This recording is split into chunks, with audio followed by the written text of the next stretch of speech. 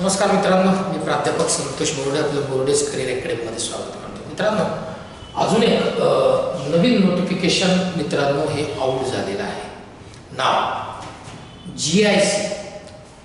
GICचं assistant manager या पदासाठीचं या पोस्टसाठीचं notification मित्रांनो हे आउट झालंय आणि या नोटिफिकेशन बद्दलची डिटेल माहिती आजच्या या व्हिडिओमध्ये मी तुम्हाला देणार आहे।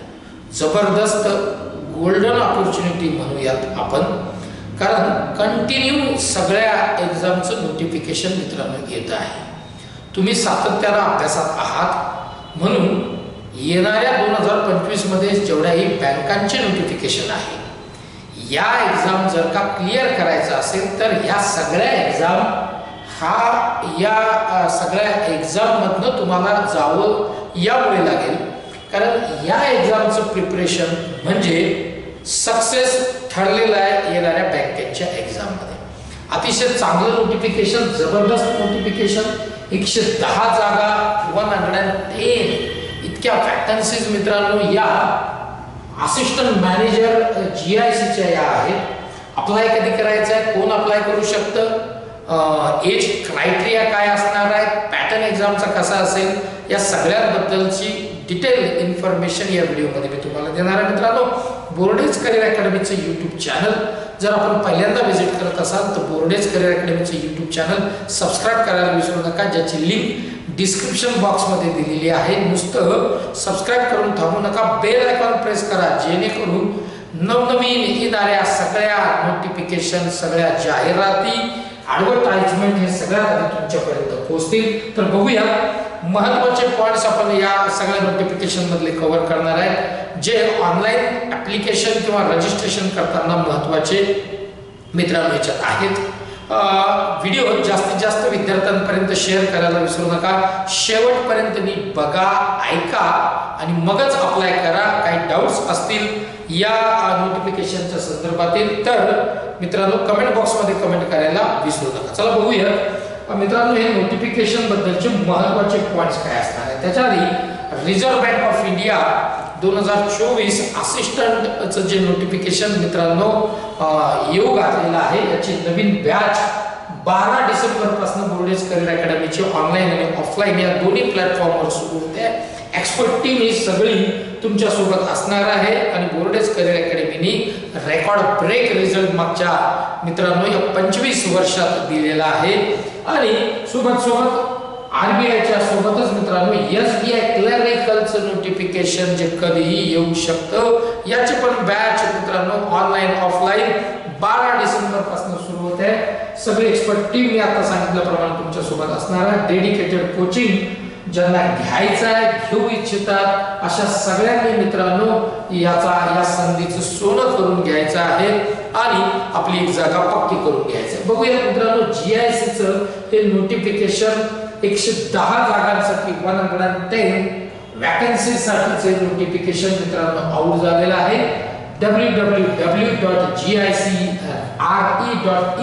हे त्याचं ऑफिशियल वेबसाईट मित्रांनो आहे, ज्याच्यावर ही नोटिफिकेशन तुम्हाला बघायला मिळेल। सोबत बोर्डेज करिअर अकॅडमीचं टेलिग्राम चॅनल, तिथेही PDF तुम्हाला अवेलेबल होईल। लिंक टेलिग्राम चॅनलची ही डिस्क्रिप्शन बॉक्समध्ये दिलेली आहे। इम्पॉर्टंट डेट्स बघूयात मित्रांनो।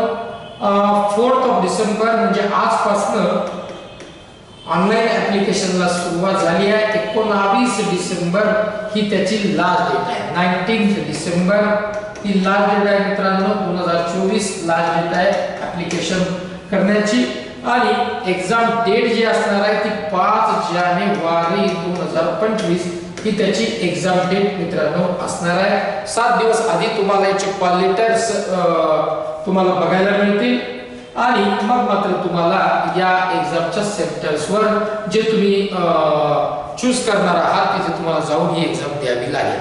मित्रांनो बघूया वॅकन्सीज किती आहेत। आता 110 वॅकन्सीज आहेत, पण वेगवेगळ्या पदांसाठीच्या, वेगवेगळ्या पोस्टसाठीच्या। पोस्ट बघूया, जर्नलिस्टची जी पोस्ट आहे त्याच्यात 18 वॅकन्सीज आहेत आणि याच्यासाठी लागणारं क्वालिफिकेशन आहे ग्रॅज्युएट, कुठलाही याला अप्लाय करू शकतो।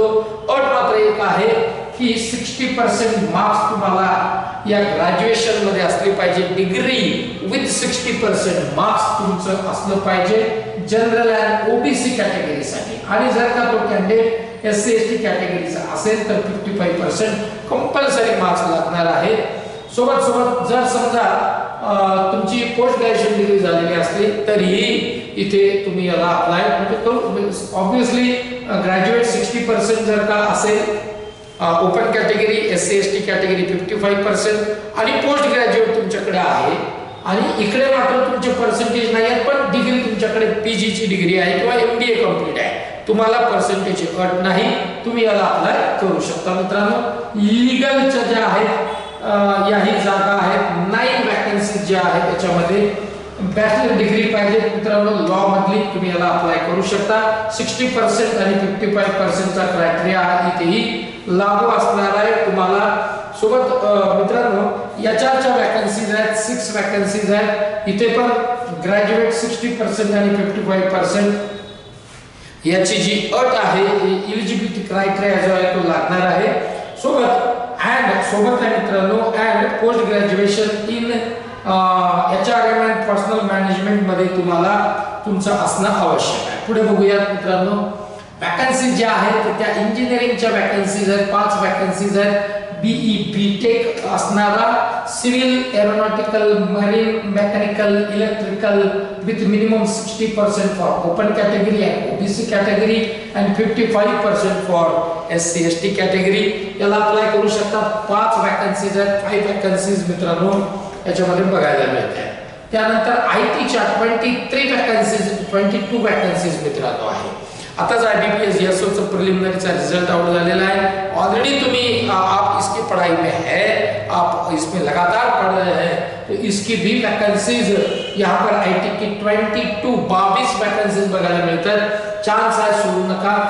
बीई बीटेक तुमचं कंप्लीट झालेलं आहे, 60% मार्क्स आहे आणि 55% हा क्रायटेरिया सगळीकडे मित्रांनो लागू असणार आहे. Computer science, information technology, electronics and telecommunication, electronics and communication apply तुम्ही मित्रांनो इथं करू शकता. ठीक आहे.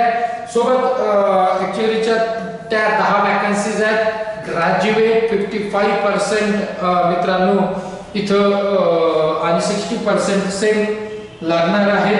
इन्शुरन्सच्या वॅकन्सीज आहेत तब्बल 20 वॅकन्सीज इन्शुरन्सच्या आहेत. ग्रॅज्युएट डिग्री याला लागणार आहे. सोबत तोच क्रायटेरिया 60-55% चा इथे पण आहे. मेडिकल एमबीबीएसच्या मेडिकल ऑफिसरच्या 2 जागा आहेत. एमबीबीएस डिग्री पाहिजे, 60 आणि 55% ची जी अट किंवा एलिजिबिलिटी क्रायटेरिया तो इथे पण आहे. फायनान्सच्या 18 वॅकन्सीज आहेत. याच्यामध्ये बीकॉम असणारा पर्टिक्युलरली अप्लाय करू शकतो. 60% मार्क्स आणि 55 चा क्रायटेरिया इथे पण आहे. सोबत जर का तुमचं बीकॉम झालेलं आहे पण 60-55 मध्ये तुम्ही बसत नाहीये, एमबीए फायनान्स तुमचं आहे, CMA MCom post graduation degree आहे कॉमर्स मधली मित्रांनो तुम्ही अप्लाय करू शकता. असे टोटल 110 वॅकन्सीज मित्रांनो हे जबरदस्त असं हे नोटिफिकेशन मित्रांनो आउट झालेलं आहे. अजून महत्त्वाचे आपण काही पॉइंट्स बघूयात जे एग्जामच्या दृष्टीने किंवा ऑनलाइन ऍप्लिकेशन करताना महत्त्वाचे आहेत. आता हे आताच आपण बघितलंय की वॅकन्सीज ज्या आहेत त्या कॅटेगरीनुसार किती आहेत ते आपण बघून घेऊ. ठीक आहे. सो मित्रांनो बघा, जनरलच्या 43 वॅकन्सीज आहेत, एससीच्या 15, 10 एसटी, ओबीसी 34, ईडब्ल्यूएसच्या 6 आहेत, पीडब्ल्यूडी याच्यामध्ये 5 आहेत. वेगवेगळ्या त्या याच्यानुसार आहेत, कॅटेगरीनुसार अशा सगळ्या 108 वॅकन्सीज मित्रांनो आहेत. बॅकलॉग आहे याच्यामध्ये 26 वॅकन्सीचा आणि या पद्धतीने मित्रांनो या वॅकन्सीज असणार आहे. एज कोण अप्लाय करू शकतं. मिनिमम एज मित्रांनो 21 इयर्स आहे, मॅक्झिमम एज 30 इयर्स आहे. 21 to 30 इयर्स हा एलिजिबिलिटी क्रायटेरिया वयाचा आहे मित्रांनो. इथे हे जे एज काउंट होणार आहे ते 1 नोव्हेंबर 2024 पर्यंतच आहे. ठीक आहे. एससी एसटी कॅन्डिडेट यासाठी 5 वर्षाचं age relaxation, 3 years for OBC candidate अशा पद्धतीनं मित्रांनो हे एज रिलॅक्सेशन याच्यामध्ये आहे.